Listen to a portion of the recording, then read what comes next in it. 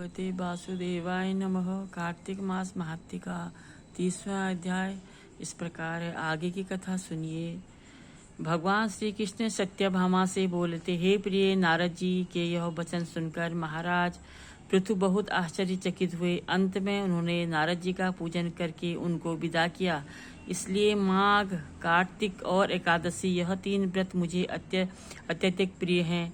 और वनस्पतियों में तुलसी, महीनों में कार्तिक, तिथियों में एकादशी और क्षेत्रों में मुझे प्रयाग बहुत प्रिय है। जो मनुष्य इंद्रियों पर विजय प्राप्त कर इनका सेवन करता है वह मुझे यज्ञ करने वाले मनुष्य से भी अधिक प्रिय है। जो मनुष्य विधि पूर्वक इनकी सेवा करते हैं मेरी कृपा से उन्हें समस्त पापों से छुटकारा मिल जाता है। भगवान श्री कृष्ण के वचन सुनकर के सत्यभामा ने कहा, हे प्रभु, आपने बहुत ही अद्भुत बात कही है।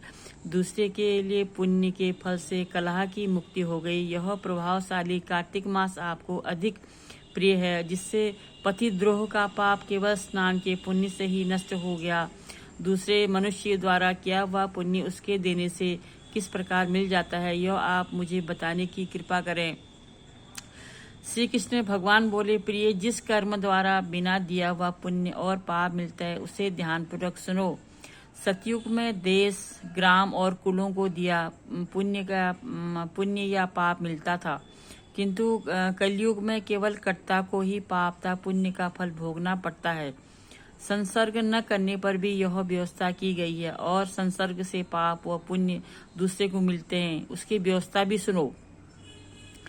पढ़ाना, यज्ञ कराना और एक साथ भोजन करने से पाप पुण्य का आधा फल मिलता है।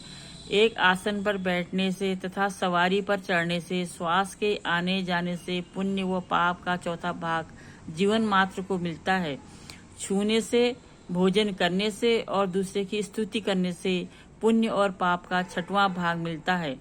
दूसरे की निंदा, चुगली और धिक्कार करने से उसका 7वां भाग मिलता है। पुण्य करने वाले मनुष्यों की जो कोई सेवा करता है वह सेवा का भाग लेता है और अपना पुण्य उसे देता है। नौकर और शिष्य के अतिरिक्त जो मनुष्य दूसरे से सेवा करवाकर उसे पैसे नहीं देता, यह सेवक उसके पुण्य का भागी होता है। जो व्यक्ति पंक्ति में बैठे हुए भोजन करने वालों की पत्तल लांघता है, वह उसे जिसकी पत्तल उसने लांघी है वह पुण्य का 6वां भाग देता है। स्थान तथा ध्यान आदि करते हुए मनुष्य से जो व्यक्ति बातचीत करता है या उसे छूता है वह उसे पुण्य का 6वां भाग दे डालता है।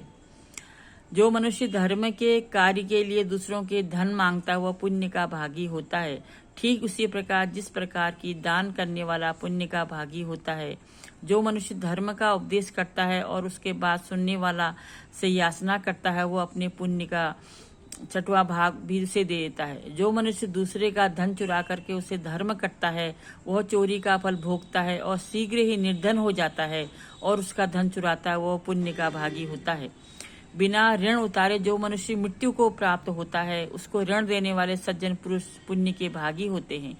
शिक्षा देने वाला, सलाह देने वाला, सामग्री को जुटाने वाला तथा प्रेरणा देने वाला, यह पाप और पुण्य के 6ठे भाग को प्राप्त करते हैं।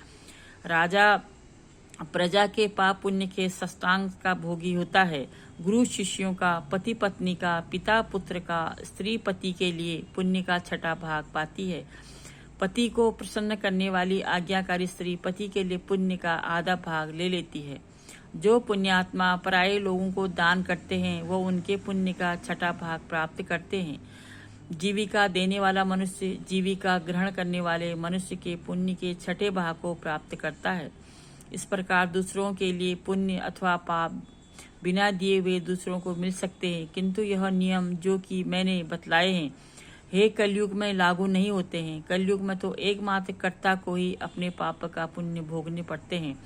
इस संबंध में एक बड़ा पुराना इतिहास है जो कि पवित्र भी है और बुद्धि प्रदान करने वाला कहा जाता है, उसे ध्यानपूर्वक सुनो।